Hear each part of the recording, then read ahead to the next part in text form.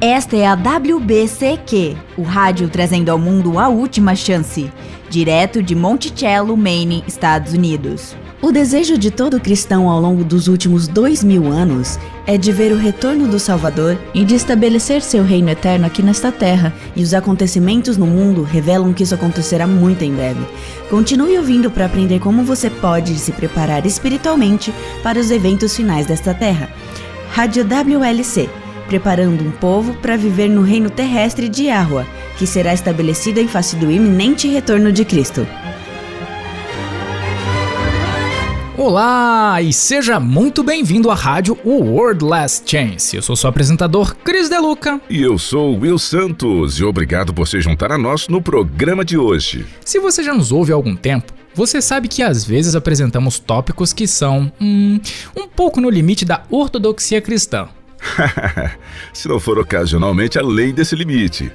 Com certeza. E quando isso acontece, nós nunca pedimos que você, querido ouvinte, simplesmente acredite em nossa palavra.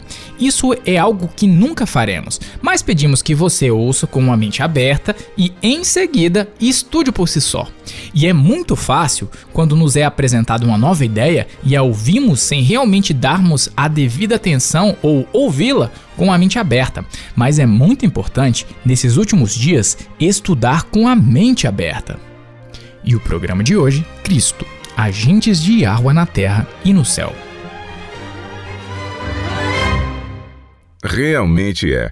O céu está basicamente derramando novas verdades, e se recusarmos a sequer considerar qualquer coisa nova que surja, não iremos nos beneficiar de nenhuma luz progressiva ou mesmo de antigas verdades que agora estão sendo restauradas. É importante, ao considerar qualquer nova luz, estar disposto a aceitá-la se o Espírito de Yah revelar a você que você deverá seguir o caminho indicado. Isso é o que significa manter uma mente aberta. Você, Will, no decorrer da sua vida, você já recebeu notícias que realmente te chocaram? O que eu quero dizer é que se alguém te perguntar, tempos mais tarde, onde você estava quando aquilo e aquilo outro aconteceu, e você conseguiria se lembrar exatamente o que estava fazendo e onde estava quando uma tal notícia te impactou? Ah, sim. Para mim, provavelmente seria quando as Torres Gêmeas em Nova York caíram no dia 11 de setembro de 2001. Se você perguntasse aos meus pais, provavelmente seria quando Ayrton Senna morreu. E você, Chris? Comigo aconteceu em um daqueles dias frios do mês de agosto e uma das minhas professoras me disse em um tom de sarcasmo de que o Papai Noel não existia e que eu era um menino muito tolo por ainda acreditar nessas fábulas bobas.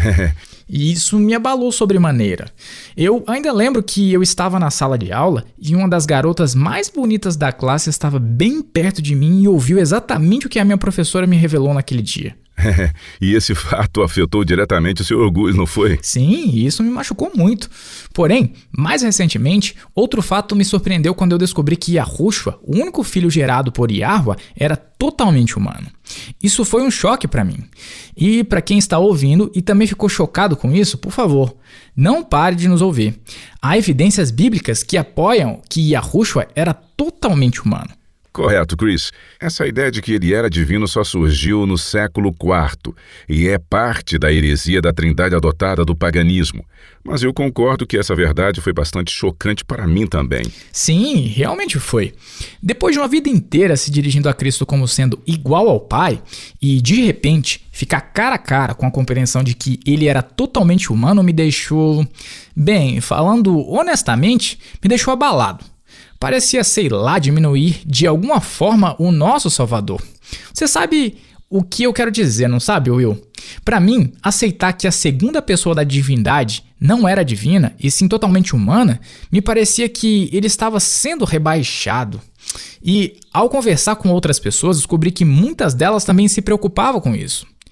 Então, eu esperava que você pudesse lançar alguma luz sobre o papel de Yahushua e o que isso significa em sua ação como nosso Salvador. E não precisamos ter provas de que ele era totalmente humano, uma vez que já cobrimos esse tema em outros programas. E para aqueles que perderam esse episódio, eu peço que você, caro ouvinte, os assista no YouTube ou em nosso site. Mas, por agora, Will, talvez você possa explicar para nós o que significa que Yahushua é totalmente humano, que ele ainda é filho de Yah, e onde essa verdade se encaixa em tudo? Bem, primeiro, Yahushua inequivocamente é o filho de Yahweh, e vez após outra Yahweh confirmou que Yahushua não era apenas seu filho unigênito, e que ele, Yahweh, se comprazia em seu filho. Yahushua é totalmente humano e que não é um ser criado. Ele é exatamente o que as Escrituras dizem. Ele é gerado do Pai, assim como o anjo Gabriel disse a Maria no primeiro capítulo de Lucas. Como filho gerado por Yahweh, Yahushua era totalmente humano, mas não herdou todas as tendências cumulativas para o pecado que foram se perpetuando junto à raça humana desde Adão. Como Adão, Yahushua nasceu sem pecado. E só para deixar claro, eu não estou querendo dizer que Adão tenha nascido com uma natureza pecaminosa, porque todos sabemos de que forma ele veio ao mundo. Sim, Adão foi feito por meio das mãos do Criador. Sim, foi isso. Yahushua veio para redimir a raça humana onde Adão fracassou. E assim como Adão, ele também não tinha pecado. A missão de Yahushua era dupla, e ele veio para nos redimir e morrer em nosso lugar. Mas ele também veio para nos revelar como o Pai é. Agora, Yahweh, como um Criador infinito, está muito além do escopo de nossa existência, e nossa mente finita não consegue compreender como ele é em toda a sua essência. Yahushua veio para que pudéssemos ver o Pai em um nível humano.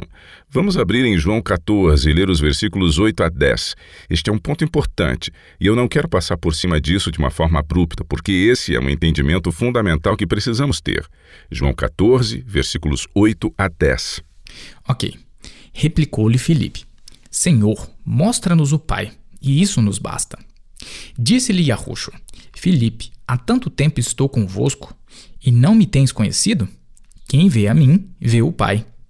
Como dizes tu, mostra-nos o Pai? Não crês que eu estou no Pai e que o Pai está em mim?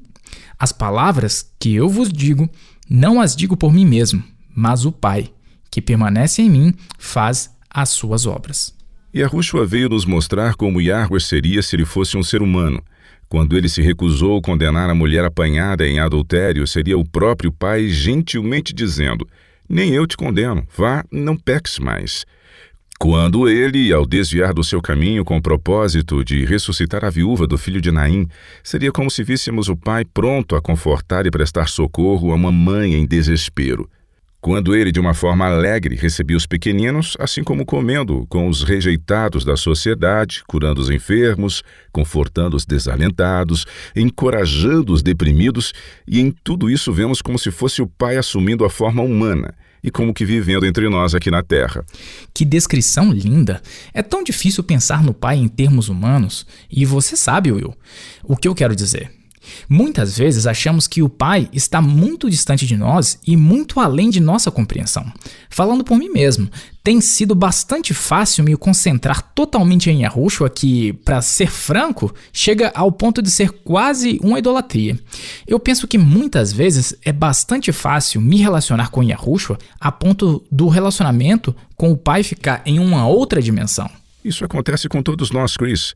É por isso que é importante lembrar que Yahushua revela como o Pai seria, como ele agiria, como ele trataria os outros e, o mais importante, como ele reagiria se fosse um ser humano como nós. O Filho revela o Pai. Mas isso não é tudo. De uma forma bastante única e especial, muitas vezes esquecida ou mal compreendida, Yahushua revela a vontade do Pai em nosso favor. E não estou falando apenas dos crentes, mas em prol de toda a humanidade. O que você quer dizer com isso, Will? Bem, como representante de Yahweh na Terra, Yahushua pode revelar o Pai, tanto seu caráter quanto sua vontade, de uma forma que simplesmente não é possível que isso ocorra de outra maneira. Esta é uma verdade que é muito bem digerida nas Escrituras, mas não a compreendemos porque não é algo em que nos concentramos muito. Vamos voltar, Cris, por favor, lá para o capítulo 33 de Êxodo. É logo depois que os filhos de Israel fizeram o bezerro de ouro e Moisés, dominado por uma compreensão mais clara do que ele jamais teve do amor, paciência e perdão do Pai, que ele faz um pedido mais audacioso. Vamos ler Êxodo 33, versículos 18 a 20. Ok. Então ele disse: rogo-te que me mostres a tua glória. Respondeu-lhe: farei passar toda a minha bondade diante de ti, e te proclamarei o nome de Yahweh. Terei misericórdia de quem eu tiver misericórdia, e me compadecerei de quem eu me compadecer. E acrescentou: não me poderás ver a face, porquanto homem nenhum verá a minha face e viverá. Este é um ponto-chave. Yahushua só faz por Yahweh o que Yahweh não consegue fazer por si só. Deixe-me dizer de outra forma. A própria divindade de Yahweh o limita de fazer por nós o que ele deseja fazer. Pense nisso por um momento, Chris. Se alguém abrisse a porta do estúdio e entrasse aqui neste momento, o que você faria? Bem, se a luz que mostra que estamos gravando tivesse acesa, e eu me viraria para ver quem seria essa pessoa que ignorou essa luz e entrou sem nos avisar previamente. Mas o que aconteceria se a pessoa que entrasse não fosse outra senão o próprio Pai? Bem, eu suponho que eu deixaria de existir nesse exato momento. Assim que eu olhasse para seu rosto, eu seria fulminado. Exatamente. E eu, de igual forma, também deixaria de existir. Bingo! O Chris e o Will já eram. É por isso que o trabalho de Yahushua como nosso Salvador envolve muito mais do que morrer por nossos pecados. Isso também é muito importante, mas não é o único trabalho que ele faz. Sendo totalmente humano, ele também é capaz de se aproximar de nós e revelar tanto o Pai quanto a sua vontade, de uma forma que a divindade do Pai o impede de realizá-la. Este é um bom ponto. E acaba de me ocorrer que esta é mais uma prova de que a doutrina da Trindade é falsa, porque se Yahushua fosse preexistente, e se ele fosse totalmente divino, quanto o próprio Pai, independentemente de como tentamos trabalhar em torno do assunto e dizer que ele era totalmente divino e totalmente humano, permanece o fato de que não poderíamos estar próximos dele, não poderíamos vê-lo ou interagir com ele se Yahushua fosse de alguma forma divino. Isso me faz lembrar de João 1,14 que, falando de Yahushua, diz, abre aspas, e o verbo se fez carne e habitou entre nós, cheio de graça e de verdade, e vimos sua glória, glória como do unigênito do Pai. A glória do Pai é seu caráter, e foi isso que Yahushua veio e revelou. E a única maneira que isso poderia suceder seria Yah gerar um filho totalmente humano. Esse filho totalmente humano pode então revelar o caráter e a vontade de seu Pai, e além do mais, ele pode agir em lugar de seu Pai. E fechando o círculo de volta no que você disse anteriormente, é esta a verdade que exalta Yahushua. Longe de diminuí-lo, ao reconhecer sua humanidade, esse fato somente o eleva. Então, como nossa compreensão dessa importante verdade ficou tão confusa? Bem, foi a doutrina da Trindade que causou toda essa confusão, uma vez que o erro sempre traz confusão. Por outro lado, a verdade é sempre lógica e nunca se contradiz. Para entendê-la completamente, precisamos olhar o que Paulo disse sobre a natureza, a pessoa e a obra de Yahushua.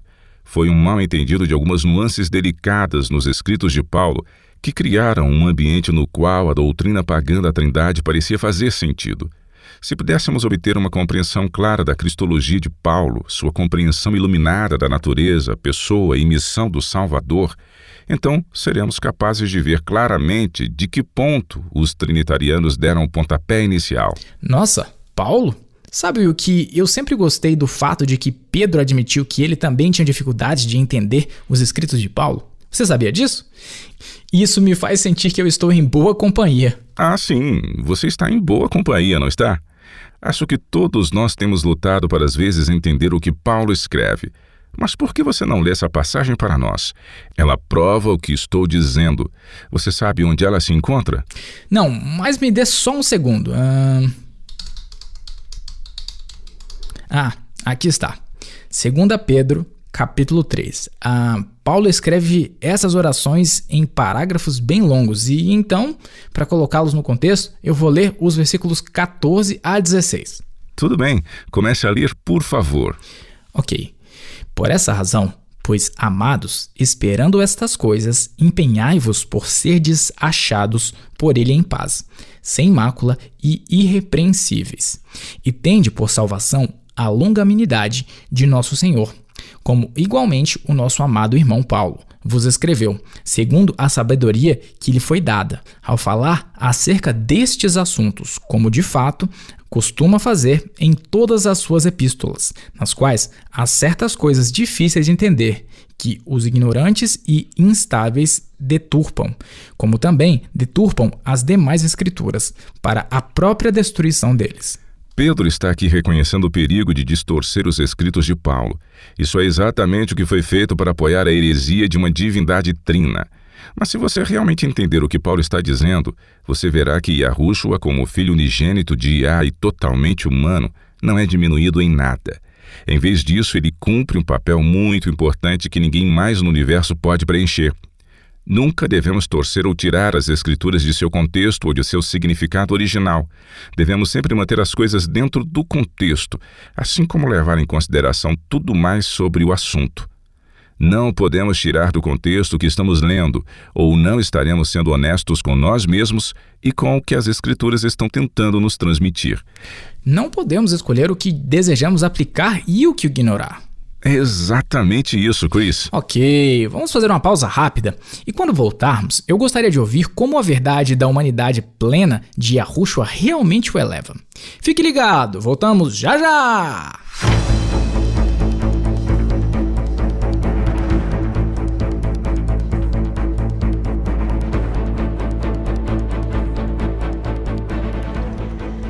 Antes do início do século XX, sempre que as pessoas se referiam ao sábado de descanso bíblico, normalmente elas não estavam se referindo ao sábado do calendário. E em vez disso, quando elas falavam do sábado bíblico, a maioria dos cristãos se referiam ao domingo.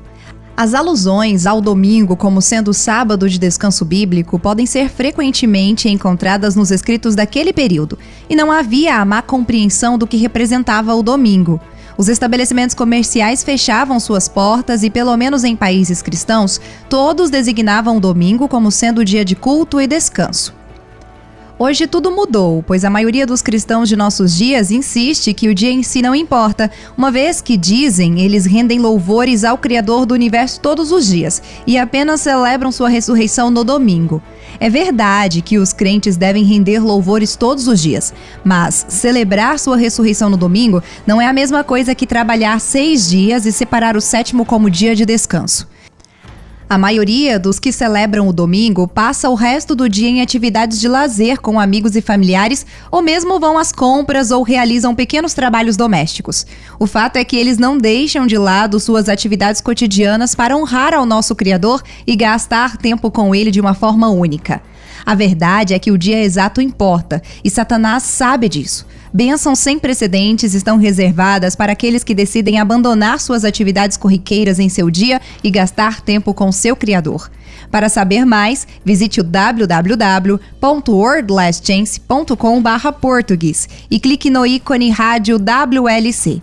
Procure pelo episódio A Batalha pela Adoração. Você também poderá procurá-lo no YouTube.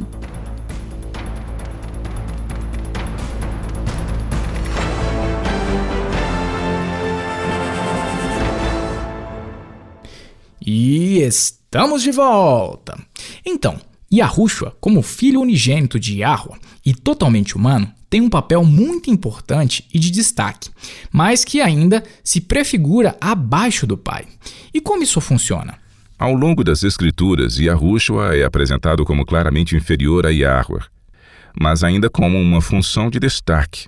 Vamos pegar, por exemplo, o Velho Testamento. Aqui Yahweh repetidamente assegura que um dia, no futuro, ele renovaria sua aliança com Israel, perdoaria seus pecados e venceria o mal. Não foi assim? Isso é o que ele constantemente promete no Antigo Testamento. Sim, verdade. E ainda quando lemos o Novo Testamento, logo percebemos que isso se torna uma realidade muito palpável e de que todas essas promessas ocuparam seu lugar ou já foram cumpridas por meio de Yahushua. Yahushua renovou sua aliança. É a vida, morte e ressurreição perfeita de Yahushua que permite que Yahweh nos conceda a salvação e perdoe nossos pecados. São as vitórias alcançadas na vida, morte e ressurreição de Yahushua que irão em última instância vencer o mal. Você está dizendo que Yahushua observou ou cumpriu as promessas dadas outrora por Yahweh? O que estou dizendo é que Yahushua fez o que Yahweh também poderia ter feito. O filho unigênito de Yahweh é inferior a Yahweh porque ele é totalmente humano. No entanto, como seu filho unigênito, Yahushua fez a obra de seu pai e, consequentemente, embora inferior a seu pai, ele tem um papel imprescindível e de destaque. E Yahweh não poderia assumir esse papel, a ele não seria possível descer e mostrar ao mundo como ele realmente era, porque todos que entrassem em contato com ele teriam deixado de existir instantaneamente. Esta é a obra que somente o unigênito do Pai poderia fazer. Yahushua, sendo inferior, estava em uma posição para realizar a obra de seu Pai e, tendo cumprido o que lhe cabia, foi sobremodo elevado a sentar-se à direita do Pai lá no céu. Paulo fala isso de uma forma perfeita no 2º capítulo de Filipenses. Você poderia, Chris, abrir lá nessa passagem? Vamos ler Filipenses capítulo 2, versículos 5 a 11. Comece a ler assim que você a encontre. Filipenses, vamos lá. Tende em vós o mesmo sentimento que houve também em Cristo Yahushua, pois ele, subsistindo em forma de Iá, não julgou como usurpação o ser igual a Iá. Antes, a si mesmo se esvaziou, assumindo a forma de servo, tornando-se em semelhança de homens e reconhecido em figura humana. A si mesmo se humilhou, tornando-se obediente até a morte e morte de cruz, pelo que também Iá o exaltou sobremaneira e lhe deu o nome que está acima de todo nome, para que ao nome de Yahushua se dobre todo o joelho, nos céus e na terra e debaixo da terra. E toda língua confesse que Yahushua Cristo é Senhor, para a glória de Deus Pai. Então, vamos falar sobre isso por alguns minutos. Yahushua, embora na forma de Iá, como seu filho unigênito, não via a igualdade com Iá como algo a ser conquistado. Em vez disso, ele se humilhou e tornou-se obediente até a morte. Nós podemos praticamente ouvir a incredulidade na voz de Paulo enquanto ele repete: até a morte de cruz. Portanto, é por essa razão que Yahweh o exaltou grandemente. Agora deixe-me te perguntar, se Yahushua era igual a Yahweh como parte de uma divindade trina, como poderia Yahweh tê-lo exaltado grandemente? Existe algo mais elevado do que a igualdade com Yahweh? Ah, não! Esse seria o degrau mais alto que alguém conseguiria galgar. Dessa forma, Yahweh toma seu filho obediente, unigênito e totalmente humano e o exalta. E a maneira como ele o exalta é dando-lhe um nome que Paulo explica, está acima de todo nome. Eu presumo que seja mesmo acima do nome de Yahweh. Certo. O único nome que poderia estar acima de qualquer outro nome é o próprio nome de Yahweh. A frase "o nome que está acima de todo nome" é um eufemismo que se refere ao nome de Yahweh. Agora, em um outro programa, nós falamos sobre como o nome do Pai vem do verbo hebraico ser, que é um nome que contém uma promessa poderosa. Então, o que Paulo está dizendo é que Yahushua foi exaltado ao receber o próprio nome de Yahweh. Literalmente é isso. Isso não é como, em grande parte do mundo anglófono, assim como nas Filipinas e no Japão, onde é bastante comum uma mulher usar o sobrenome do marido quando ela se casa. A maior parte do mundo não faz isso, mas é muito comum na América Latina e outros poucos lugares. Paulo não está dizendo que Yahushua mudou literalmente seu nome como uma mulher que usa o sobrenome do marido ao se casar. Em vez disso, Paulo está explicando que o status de Yahushua ou sua função havia mudado. Veja que na cultura judaica, quando uma pessoa recebe um novo nome, isso significa que sua função ou status sofreu alguma mudança. Ah, como depois que Jacó lutou com um anjo e o anjo mudou seu nome para Israel?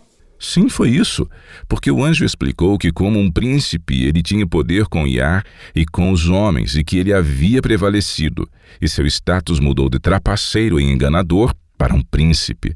E quando Yahushua recebe um nome que está acima de todo um nome, isso queria dizer que seu status e o que ele faz, assim como sua função, também passaria por uma mudança.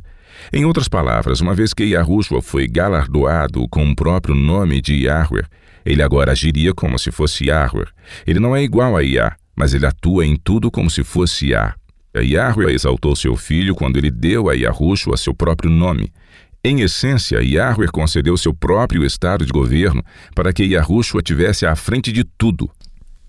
Quando você coloca dessa forma, Will, meu cérebro começa a soltar fumaça e eu tento ligar uma coisa com a outra. Eu acho que é sobre isso que Paulo estava falando em Romanos 8. Deixa eu puxar aqui na minha tela muito que rapidamente. Aqui. Paulo estava falando sobre como Yahushua era muito mais poderoso do que Satanás, o acusador dos irmãos. Ele diz, abre aspas, quem intentará acusação contra os eleitos de Yahweh? É Iá quem justifica. Quem os condenará? É Cristo Yahushua quem morreu, ou antes quem ressuscitou, o qual está à direita de Yah e também intercede por nós. Onde que está escrito isso? Em Romanos 8, versículo 33 e 34, Paulo está enfatizando o status de Yahushua, não é isso? E ele agora está sentado à direita de Yahweh. Sim, embora totalmente humano, Yahushua foi exaltado, e vamos chamar isso de status de possuidor do trono. E Pedro disse a mesma coisa. Em seu sermão no dia de Pentecostes, ele disse, abre aspas, a este Yahushua, Yahweh ressuscitou, do que todos nós somos testemunhas. Exaltado, pois, à destra de Yah, tendo recebido do Pai a promessa do Espírito Santo, derramou isto que vedes e ouves. Isto está em Atos 2, versículos 32 e 33. O que torna essa passagem tão interessante é o seu contexto. E lembre-se que as pessoas no dia de Pentecostes não conseguiam descobrir o que estava acontecendo com os crentes. Eles se perguntavam se eles estavam bêbados ou algo semelhante. Pedro então se levanta e diz, estes homens não estão embriagados como vindes pensando, sendo esta a 3ª hora do dia. Mas o que ocorre é o que foi dito por intermédio do profeta Joel. Então, em Atos 2, 17 e 18, Pedro cita palavra por palavra do capítulo 2 de Joel. Por que você não lê isso para nós em Atos 2, Chris? Eu já estou com esta passagem aqui, aberta. Ok. E acontecerá nos últimos dias, diz Yahweh, que derramarei do meu espírito sobre toda a carne. Vossos filhos e vossas filhas profetizarão. Vossos jovens terão visões e sonharão vossos velhos. Até sobre os meus servos e sobre as minhas servas derramarei do meu espírito naqueles dias e profetizarão. Este é um exemplo perfeito de Yahushua atuando como Yahweh em sua nova e exaltada posição à direita de Yah. Em Atos 2, 17 e 18, Pedro cita o Antigo Testamento, onde Yah diz que ele derramaria seu espírito e seu povo profetizaria. E apenas alguns versículos depois ele explica que é Yahushua quem está sentado à direita de Yah e que a promessa foi cumprida ao Espírito Santo ser derramado. Yahushua, sendo exaltado para atuar como o braço direito de Yahweh, cumpriu assim a promessa ao ser derramado o Espírito de Yah. Isso é bem interessante. Eu nunca tinha notado essa diferença antes. Quer dizer, como um trinitariano, eu estava acostumado de ver Deus, o Filho, atuar como Deus. Afinal, ele também era Deus, mas um filho unigênito que é totalmente humano. Essa é uma concepção nova para mim, mas agora que você trouxe uma nova perspectiva, eu posso lembrar de muitas vezes em que Yahushua fez o papel de Yahweh e respondia como se ele fosse o próprio Pai. Claro que sim. Haverá provavelmente alguma sobreposição funcional, e eu acho que poderíamos chamá-la assim, entre o Pai divino e seu Filho humano. Mas ao receber o nome do Pai e ao ser exaltado dessa maneira, Yahushua agora exerce prerrogativas divinas. E há muitos exemplos dessa situação e vamos dar uma olhada em alguns deles. Abra Chris no livro de Joel no capítulo 2 e eu irei lá para Romanos 10. Joel 2. Versículo 32. Tudo bem.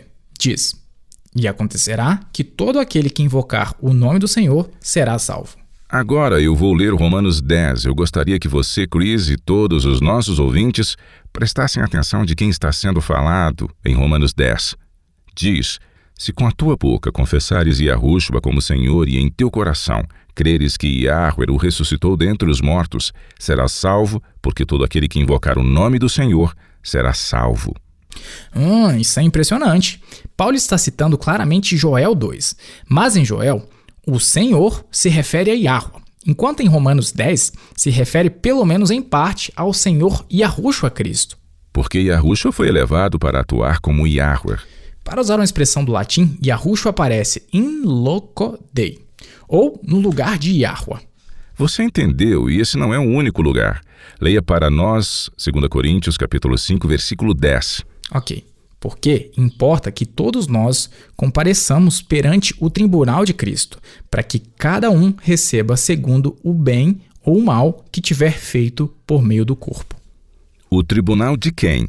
O tribunal de Cristo. Certo, e não Yah, mas sim Cristo que está atuando aqui no lugar de Yahweh. O que é especialmente impressionante nesse ponto é que Paulo retoma o tema comum do Antigo Testamento do dia do Senhor. no qual Yahweh vem à terra e traz os seus juízos. Mas Paulo tem a visão de que é Yahushua que virá a essa terra para trazer juízo e atuar no lugar do Pai. Novamente, é como se fosse uma sobreposição funcional. Sim, correto. Vá, Chris, agora para 1 Coríntios 15, leia o versículo 45. Aqui uma comparação é feita entre o primeiro e o último Adão. Você já encontrou? Se sim, comece a ler, por favor. Ok. Pois assim está escrito: o primeiro homem, Adão, foi feito alma vivente. O último Adão, porém, é espírito vivificante. O que aqui é bastante fascinante é que a função do espírito vivificante está sendo atribuída a Yahushua. Em todas as Escrituras, o Espírito de Yah, o Espírito Santo, é o verdadeiro Espírito vivificante. Mesmo em Gênesis 1, temos o Espírito de Yah pairando sobre as águas, e o Espírito de Yah, sua respiração, foi o agente ativo na criação do mundo. Salmos 33, versículo 6. Os céus por sua palavra se fizeram, e pelo sopro de sua boca o exército deles. Exatamente. O Espírito Santo sempre teve seu propósito para dar vida, e não para atuar como uma entidade independente. Se você fizer uma busca por títulos nas Escrituras, rapidamente ficará claro que o Espírito Santo é o próprio Yah em sua obra para alcançar a humanidade. No entanto, em 1 Coríntios 15, 45, Paulo revela que esta obra especial e vivificante foi realizada por Yahushua em seu estado de exaltação. Este é um ponto-chave para entender todo esse processo, quer você esteja olhando para a missão de Cristo nesta terra ou seu trabalho no céu desde sua ressurreição e ascensão. O importante é saber que Yahushua realiza ações que somente Yah seria capaz de fazer. E que, ao mesmo tempo, sendo constantemente distinguido como se estivesse atuando separadamente de Yahweh. Ele nunca foi chamado de Deus. Ele recebeu o nome acima de todo nome. Mas Yahushua nunca foi Deus, e essa não é sua por natureza. Nós confundimos isso em nossas mentes por causa da heresia da Trindade, mas sobre Paulo não pairava essa dúvida. Abra Chris em 1 Coríntios 8 e leia os versículos 4 a 6. O que diz lá? Ok. Não há senão um só Deus, porque, ainda que há também alguns que se chamem deuses, quer no céu ou sobre a terra, como há muitos deuses e muitos senhores, todavia, para nós há um só Deus, o Pai, de quem são todas as coisas e para quem existimos, e um só Senhor, Yahushua Cristo, pelo qual são todas as coisas e nós também por ele. Paulo não era um trinitariano. Ele sabia muito claramente que existe apenas um Deus, e este é Yahweh. Mas o Filho humano unigênito de Yah, Yahushua, sempre agiu por Yahweh, e essa sempre foi a sua missão. Era sua missão na terra, e agora que ele foi exaltado à direita do trono no céu, essa ainda continua sendo a sua missão. E isso não é uma blasfêmia? Não, não é, porque Yahweh permitiu que Yahushua agisse em seu lugar. Ele o comissionou para que ele fosse seu representante. Os católicos romanos afirmam que o Papa é o representante de Cristo. Mas, Will, o que você está nos mostrando nas Escrituras é que o verdadeiro representante e a pessoa que realmente exerce o poder delegado é Yahushua. É isso mesmo.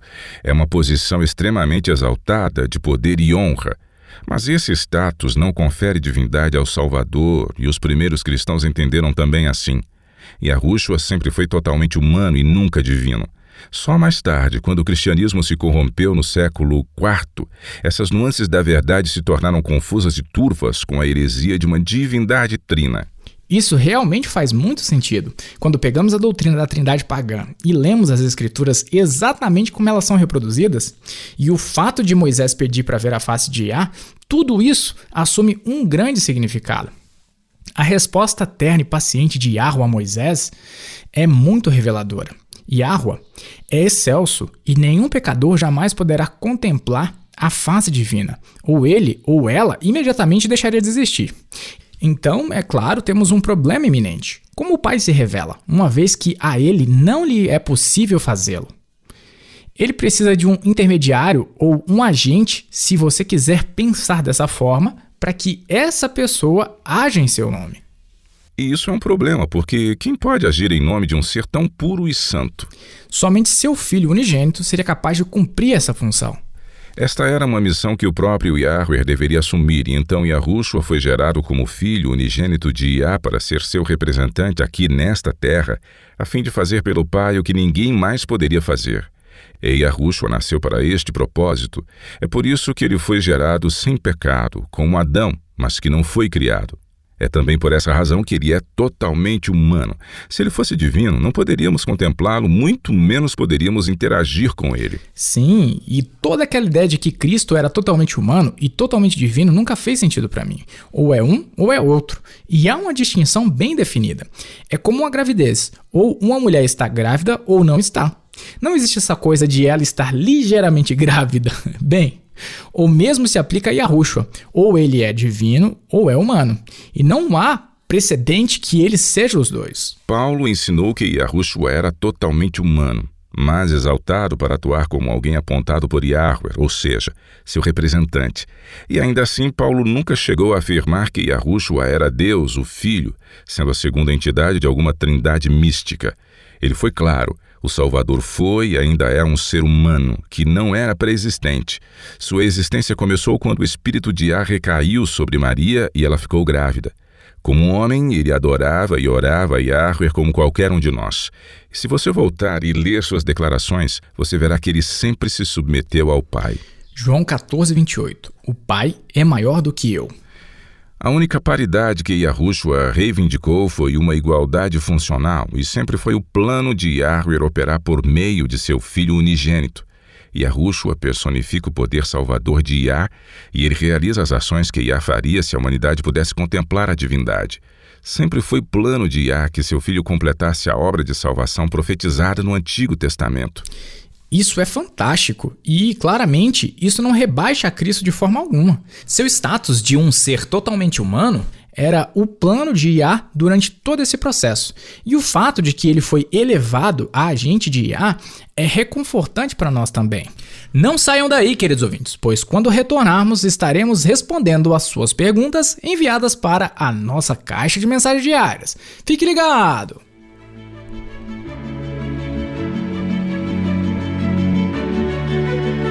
Você está ouvindo a Rádio World Last Chance, na WBCQ, na frequência de 9.330 kHz, na faixa de 31 metros. Rádio World Last Chance, preparando um povo para o breve retorno do Salvador.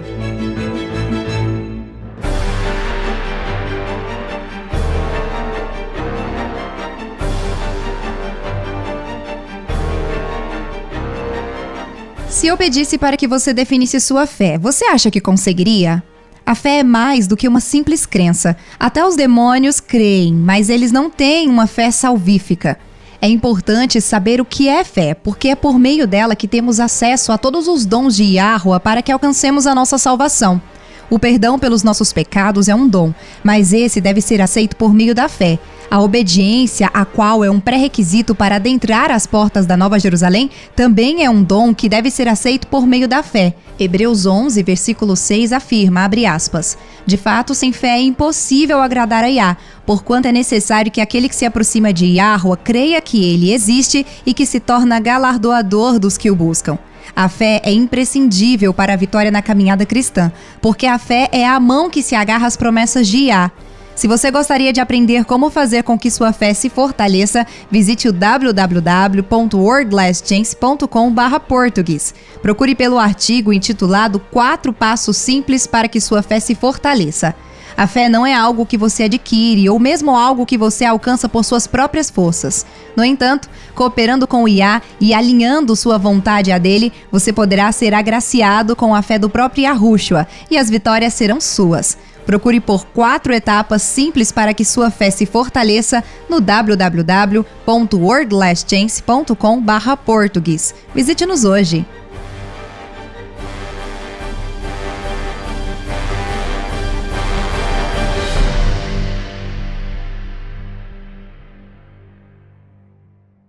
Tudo bem, vamos ver o que temos para hoje em nossa caixa de mensagens diárias. Ok, não tem nome e nem local de origem. Acho que você vai ter que repensar então em algumas curiosidades sobre algum lugar de nosso planeta. Como assim? É que você costuma compartilhar alguns fatos interessantes sobre os países de onde escrevem os nossos ouvintes. Então, o que você pode nos dizer de interessante sobre algum lugar da Terra? Eu tenho uma. É sobre o ponto mais alto da Terra. Isso é muito fácil. É o Monte Everest. Tá. Você não ganhou uma viagem grátis para o Havaí, pois não é o Monte Everest. O quê? Você só pode estar errado. Não estou. O ponto mais alto da Terra, note que eu não disse a montanha mais alta, mas o ponto mais alto da Terra, que é, na verdade, o Monte Chimborazo. Eu nunca ouvi falar desse monte. É no Equador e está apenas a 1 grau abaixo da linha do Equador. E é o ponto mais alto da Terra devido à protuberância dessa linha. Interessante, eu não sabia disso. Acho que nunca estamos velhos demais para aprender algo novo. E então, qual é a pergunta de hoje? Diz: caros amigos da WLC, eu tenho vergonha de fazer essa pergunta e é por isso que eu não estou me identificando, mas eu realmente preciso de ajuda. Tudo o que acontece no mundo aponta para o breve retorno do Salvador. O problema é que eu não estou pronto. Eu sei que a ajuda está à minha disposição. Se eu me render totalmente, Yahushua pode viver sua vida em mim para que eu não peque. Mas, honestamente, não estou mais perto de ser como ele hoje do que quando entreguei meu coração a Yah anos atrás. Eu ainda luto com os mesmos pecados que persistem a fazer parte da minha vida. Algumas vezes eu alcanço a vitória, mas muitas outras vezes eu não consigo. E não consigo entender do porquê eu continuo pecando. O que me é possível fazer sobre isso? Há alguma esperança para mim? Bem, primeiro quero agradecer a quem nos escreveu por enviar uma questão tão profunda e sincera. Eu realmente me identifico com o que essa pessoa está dizendo e sim, há esperança para você. Eu também consigo me identificar com essa questão. Lembro-me de ouvir sermões nos dizendo que era uma mentira de Satanás que o povo de Deus pecaria e continuaria pecando até o retorno de Yahushua. Sempre foi enfatizado que, por meio de uma entrega total e completa, poderíamos chegar ao ponto de nunca mais pecar, uma vez que Yahushua estaria vivendo sua vida através de nós, e nós jamais voltaríamos a pecar. Então me diga, você já atingiu o ponto de obter a vitória sobre o pecado de uma forma plena, Chris? Você me conhece, certo?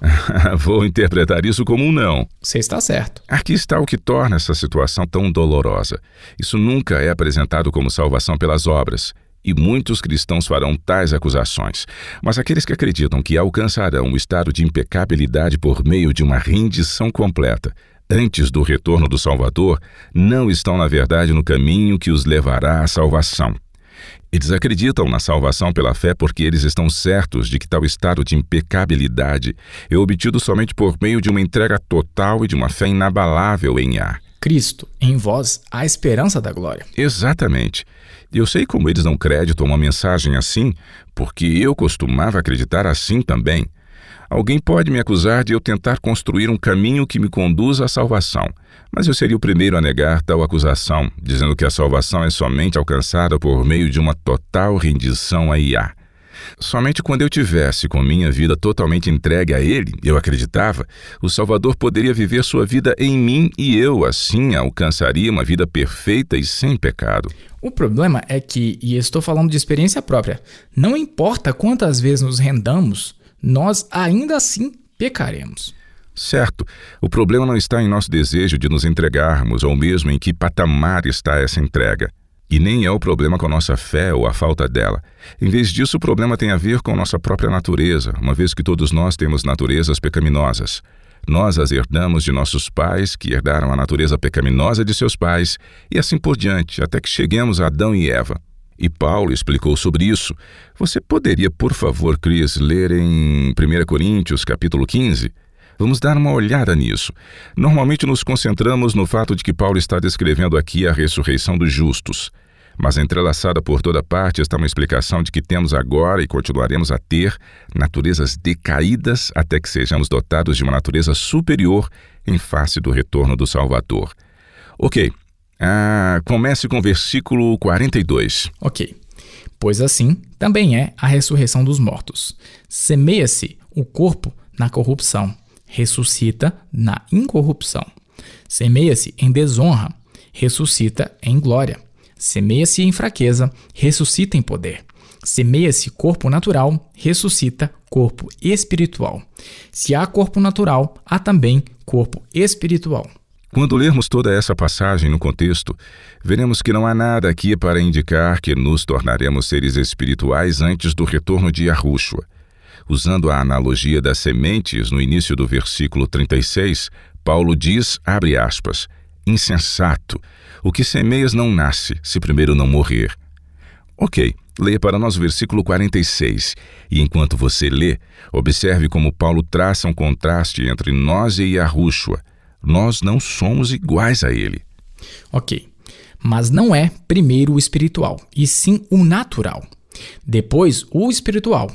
O primeiro homem, formado da terra, é terreno. O segundo homem é do céu.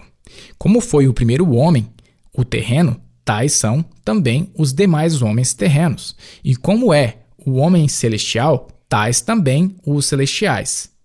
E assim como trouxemos a imagem do que é terreno, devemos trazer também a imagem do celestial. Isso está no tempo futuro e diz que devemos também trazer a imagem do celestial. Paulo não está dizendo que a experiência está disponível a nós hoje. Em vez disso, é um presente concedido aos fiéis em face da ressurreição, quer eles estejam mortos ou vivos, para ver o retorno de Yahushua. Continue. Tá. Isto afirma, irmãos, que a carne e o sangue não podem herdar o reino de Yah, nem a corrupção herdar a incorrupção. Eis que vos digo um mistério. Nem todos dormiremos, mas transformados seremos todos, no momento, num abrir e fechar de olhos, ao ressoar da última trombeta. A trombeta soará, os mortos ressuscitarão incorruptíveis, e nós seremos transformados, porque é necessário que este corpo corruptível se revista da incorruptibilidade, e que o corpo mortal se revista da imortalidade. E quando este corpo corruptível se revestir de incorruptibilidade, e o que é mortal se revestir de imortalidade, então se cumprirá a palavra que está escrita: tragada foi a morte pela vitória. Nossos corpos físicos mortais são um símbolo oportuno de nossa natureza decaída, e nós os teremos até o retorno de Yahushua. Naquele tempo, Yahushua ressuscitará aqueles que morreram em Yah. Eles serão ressuscitados com naturezas superiores e receberão corpos espirituais. Aqueles que viverem para ver o retorno de Yahushua serão, naquele momento, revestidos de novos corpos espirituais e novas naturezas superiores, mas não antes disso. Então, como você responderia a alguém que diz: bem, se Cristo alcançou tal intento, isso seria possível para mim também? Eu diria que é um mal-entendido baseado na heresia da Trindade, que, como já descobrimos em transmissões anteriores, é uma doutrina adotada pelo antigo paganismo e não tem base nas Escrituras. Perceba que a doutrina da Trindade nos ensina que Yahushua é divino, mas essa heresia não existia até o século IV. As Escrituras ensinam que Yahushua é o filho unigênito de Yah, mas diz que ele é totalmente humano. Como eu acho que todos os cristãos concordariam, Yahushua veio ao mundo para redimir a raça humana onde Adão falhou. E Adão tinha uma natureza decaída? Não, pelo menos não antes de pecar. Muito menos Yahushua. E com aquela natureza perfeita e sem pecado, ele fez exatamente o que ele nasceu para fazer, que foi redimir a raça humana onde Adão falhou e o fez sem pecar. Por outro lado, nós agora nascemos com naturezas pecaminosas. Paulo é claro ao dizer que essas naturezas pecaminosas não serão substituídas por naturezas espirituais e sem pecado, até que Yahushua retorne a essa terra. Nesse ínterim, os crentes continuarão a cometer erros, continuarão a tropeçar e até mesmo cair. Mas eles também continuarão a se render, continuarão a confiar e continuarão a exercitar fé nas promessas de Yah. Mas não sairão por aí a cometer pecados de uma forma intencional. Bem, talvez. Quem sou eu para dizer a Yah quem ele pode ou não pode salvar? Você pode dizer honestamente que nunca, nem mesmo uma vez, pecou deliberadamente? Não, mas depois eu me arrependi. O mesmo já aconteceu comigo. Não estou dizendo que todos serão salvos, pois a Bíblia é clara ao falar sobre isso. Mas se está em nosso coração fazer a vontade de Yah, e se o crente estende a mão da fé e se agarra à promessa, a justiça de Cristo cobre, e ele ou ela será salvo. É a salvação pela fé, e não a salvação por meio da realização pessoal, nem mesmo por meio de obter uma rendição tão plena que você pare de pecar mesmo possuindo uma natureza decaída. porque as Escrituras deixam claro que nossas naturezas decaídas estarão conosco até o retorno de Yahushua. Eu gostei muito porque você não deixa nenhuma dúvida sobre o assunto, e isso faz sentido. E também remove aquele sentimento avassalador de culpa quando pecamos e sabemos que não devemos cometê-lo. A culpa nos afasta de Yahweh, e foi isso que levou Adão e Eva a se esconderem dele. A culpa é uma das ferramentas mais eficazes de Satanás para nos manter longe do Pai. É o seu amor que nos atrai a ele, e quando percebemos que ele levou em consideração nossas naturezas humanas decaídas e não está usando isso contra nós, seu coração transbordará de amor e você se aproximará dele mais do que nunca. Não deixe que um sentimento de culpa pelos erros e pecados cometidos por causa de sua natureza decaída o afaste de Yahweh. Ele te ama incondicionalmente e deseja que você vá a ele da forma como você está. Amém. Amém. Continue nos enviando suas perguntas e comentários e acesse o www.wordlastchance.com/português e clique no ícone Rádio WLC. Nós amamos ouvir de você.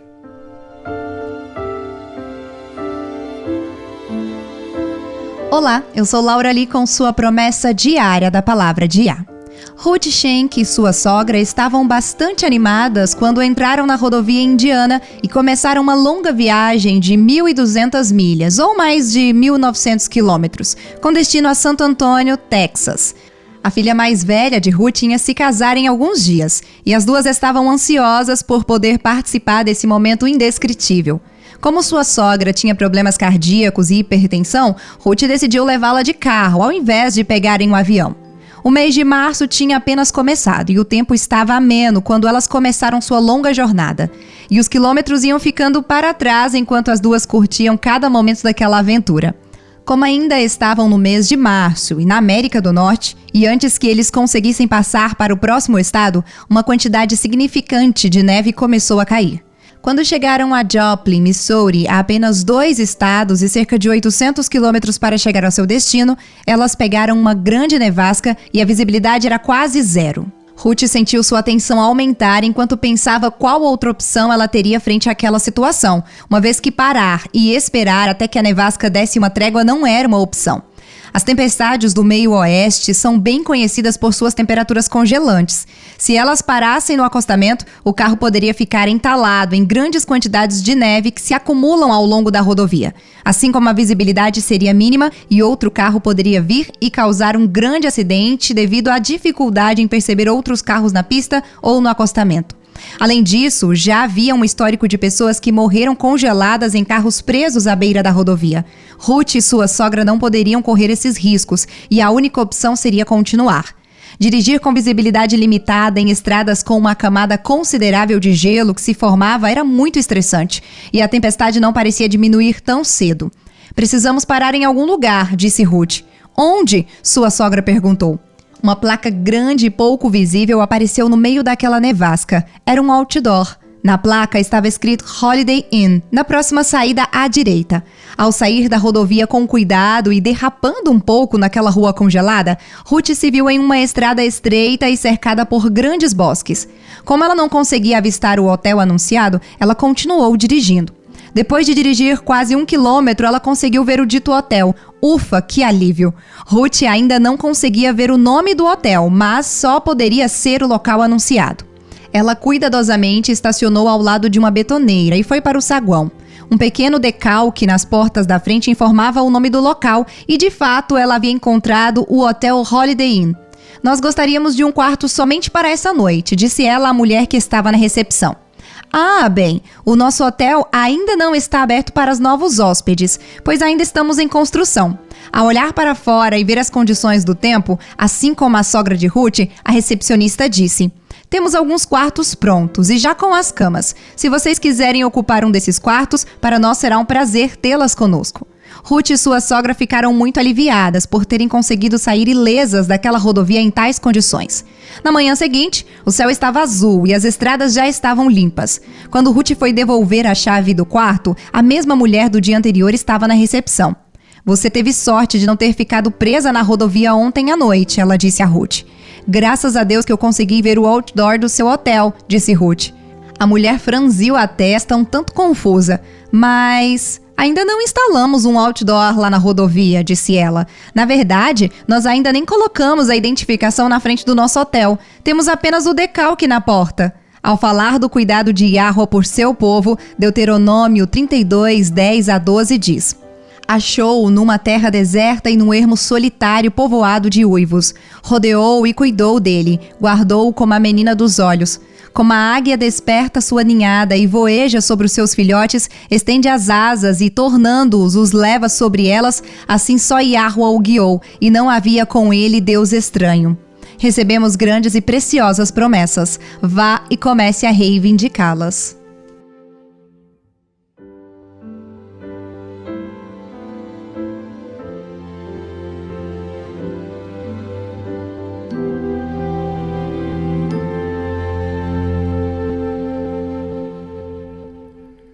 Estamos quase sem tempo, mas você disse algo antes que eu gostaria de me concentrar para encerrarmos o programa de hoje.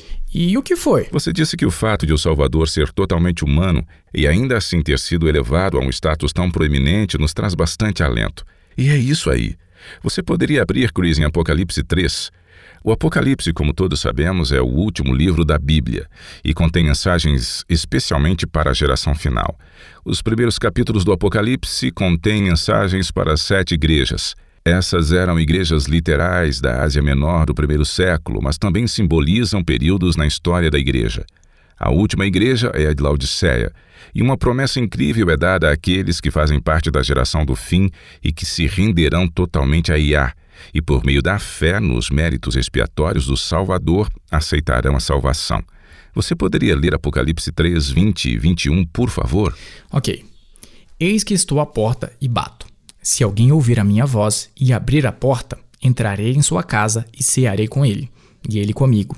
Ao vencedor, dar-lhe-ei sentar-se comigo no meu trono, assim como também eu venci e me sentei com meu Pai no seu trono. Yahushua foi elevado para se sentar no trono de Yahweh, fato esse que não confere a ele a divindade, pois ele ainda é totalmente humano. Mas foi uma mudança de status, e aqui no Apocalipse, Yahushua, agindo como agente de Yah, diz que a mesma honra guarda os vencedores. Você acredita nisso, Chris? Leia novamente esse texto, apenas o versículo 21. Tá. Ao vencedor, dar-lhe-ei sentar-se comigo no meu trono, assim como também eu venci e me sentei com meu Pai no seu trono. Que honra poder sentar-se com o Pai e o Filho no trono de Yah. Agora, não devemos interpretar essa informação de uma forma literal. Ele não está falando sobre uma cadeira gigantesca que pode literalmente acomodar milhões de pessoas. Ele está falando sobre o status do trono, e essa é a recompensa que aguarda aqueles que vencerem. Que honra! É mesmo. E nisso, como em tudo mais, vemos que Yahushua é nosso exemplo em todas as coisas. Isso me traz à memória 1 Coríntios 2:9. Nem olhos viram, nem ouvidos ouviram, nem jamais penetrou em coração humano o que Yah tem preparado para aqueles que o amam. Existe algo que se compare ao que aguarda os fiéis? Existe algum pecado tão singular que você não possa colocar de lado? Existe alguma verdade que é tão difícil ou inconveniente de aceitá-la? Não. A salvação e a oportunidade de vivermos juntos para sempre com Yahweh em seu reino valerá qualquer coisa que tivermos que abrir mão, ou tivermos que passar ou suportar nesta vida. Ouça, querido ouvinte, o tempo está se esgotando. E não nos resta muito tempo. Os acontecimentos no mundo mostram que as coisas estão chegando a seu fim muito que rapidamente. Não deixe de aceitar o dom da salvação e esperar para que você se torne melhor. Yahweh não espera que você o faça. E a verdade é, você não conseguirá esse intento. Não por suas próprias forças. E eu também não posso. Venha ao Pai assim como você está. Ele vai te aceitar como seu próprio filho ou sua própria filha. Ele está esperando ansiosamente que você aceite a salvação. Junte-se a nós novamente amanhã. E até lá, e lembre-se, Yahweh te ama e ele é digno de confiança.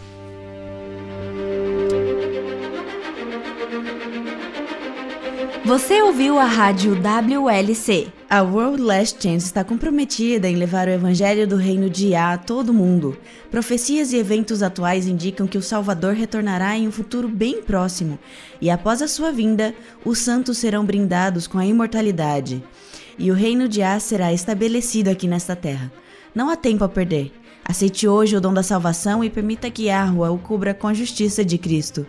Este programa, bem como os episódios passados na WLC, estão disponíveis em nosso website no www.worldlastchance.com/português. Clique na opção Rádio WLC na parte superior direita da página inicial.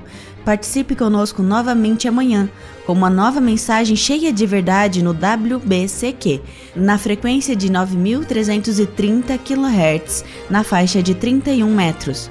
Rádio World Last Chance, preparando um povo para viver no reino terrestre de Yahuwah, que será estabelecido em face do iminente retorno de Cristo.